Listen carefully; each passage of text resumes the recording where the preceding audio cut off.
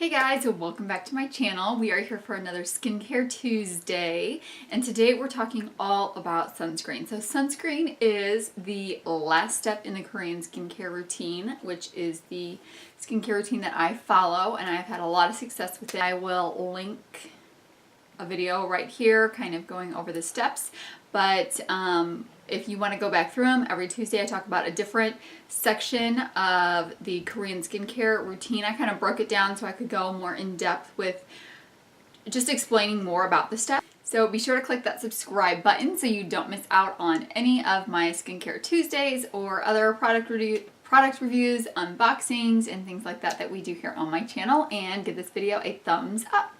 Today we're on the last step and we are talking all about sunscreen, which is probably one of the most important steps of this 10-step process. So obviously sunscreen is only during the day, and it is so important to have it on every single day, whether you are inside or outside, because the UVA rays can come through glass. So there are so many things to go over with sunscreen. So this is going to kind of be an overview, but maybe go in depth a little with some things. But I am also still in the process of researching ingredients and things like that, because there are so many things to know about it. So let's go ahead and start with UVA and UVB rays. So there are two kinds of sun rays, and that, yes, I do have notes if you're wondering why I'm looking down. There is too much stuff for me to remember about all this. So I want to make sure I'm telling you the right thing. So there are UVA and UVB rays. So UVA rays are the sun rays that can cause blemishes, wrinkles, aging, and they're the ones that can come through windows as well. And then UVB rays are the ones that can cause skin cancer. So UVB rays are the ones that are blocked by SPF. UVA rays are blocked by PA+++. I don't think the American government has approved that kind of rating in America, but that is the Korean rating for the UVA scale and how much protection it gives. So you can have anywhere from 1+ to 4 pluses. The more pluses you have, the higher protection against UVA rays. In American sunscreens, you'll see broad spectrum sunscreen. So I don't know that we can really know from that the percentage that we're getting from the UVA rays from that rating. We know the protection from the UVB rays that we're getting because we see the SPF. So there are two kinds of sunscreens. We've got chemical sunscreens and physical sunscreens. The chemical sunscreens, which are actually created in a lab, absorb the rays and then give them back off in a way that's safe for your body. And the physical sunscreens, which are, there's only two approved in America, are titanium dioxide and zinc oxide. Those create a barrier against the UVA and the UVB rays. Those are also the ones that give off the white cast. So the chemical sunscreens don't give off the white cast.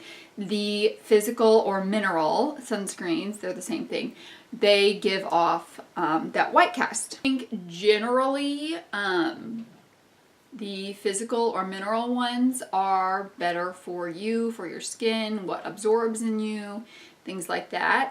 In terms of if wearing under makeup, probably the chemical ones are better for the way they look because they don't have that white cast, they're not as thick. Okay, so in terms of applying sunscreen, you want to make sure that you apply it, like I said, every day, 30 minutes before you're going outside or being in contact with sun, because it takes time to soak in and absorb so that it's going to be effective on your skin.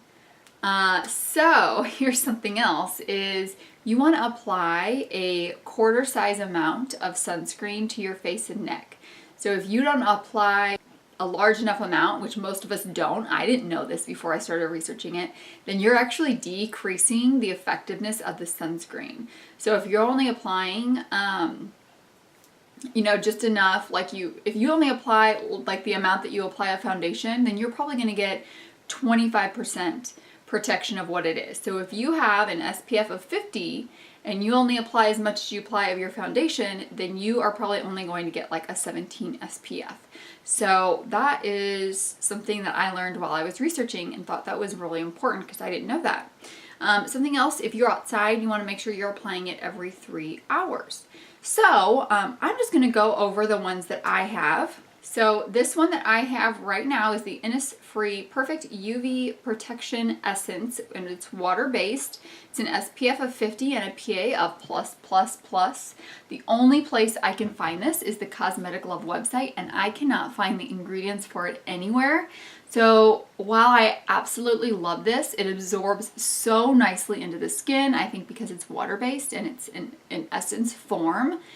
And it looks beautiful under my foundation. It doesn't mess with how my foundation lays at all. I will probably not repurchase this because I don't know what the ingredients are. So I looked on the Innisfree website, and it's about half and half chemical and physical sunscreens. Some of the chemical sunscreens that they use, I looked up those sunscreens, and some of them are harmful to other aspects of your body. Like one of them said that it messed with the hormones of male and female. So the next time I purchase a sunscreen, I know now to do more research into the actual ingredients of the sunscreen before I buy it.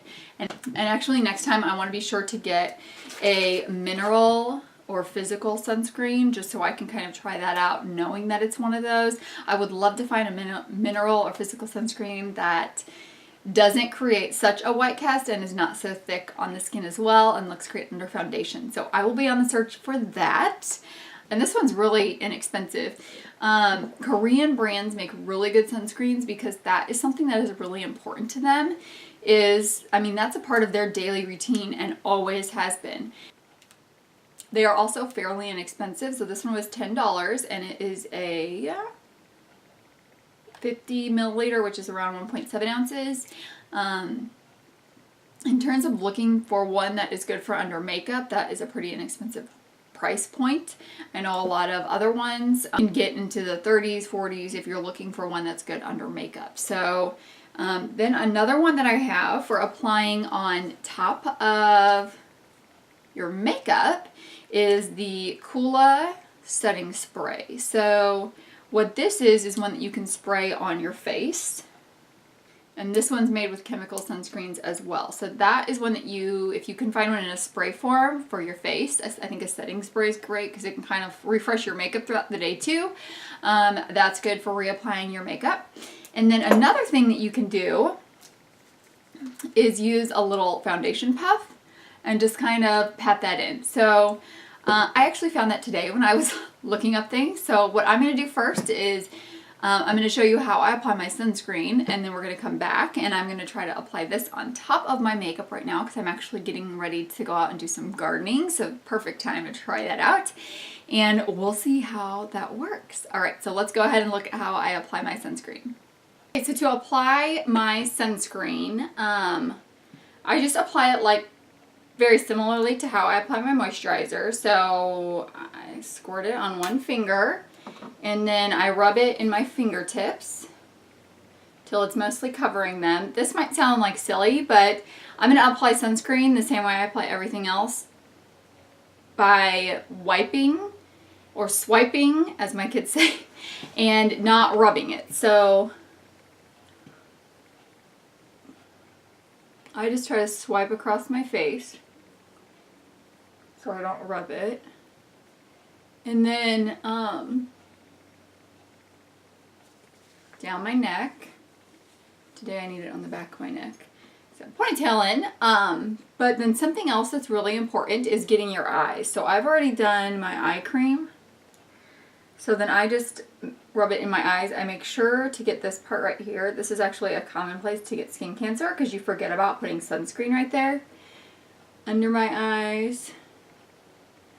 And then just press it in with the warmth of my hands.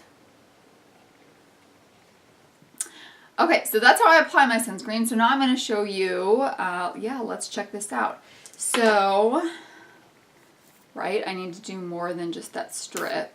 I'm going to go ahead and do that much. That's definitely more foundation, more than I apply in foundation. And then I'm just going to kind of pat this little puff in here like you would if you were doing foundation. And we'll just kind of pat that in.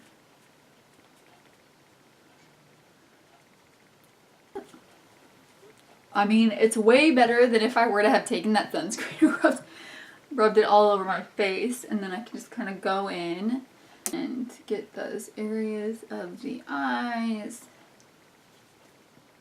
It didn't really mess up my makeup that much. Yeah, I kind of have a dewy glow to my skin.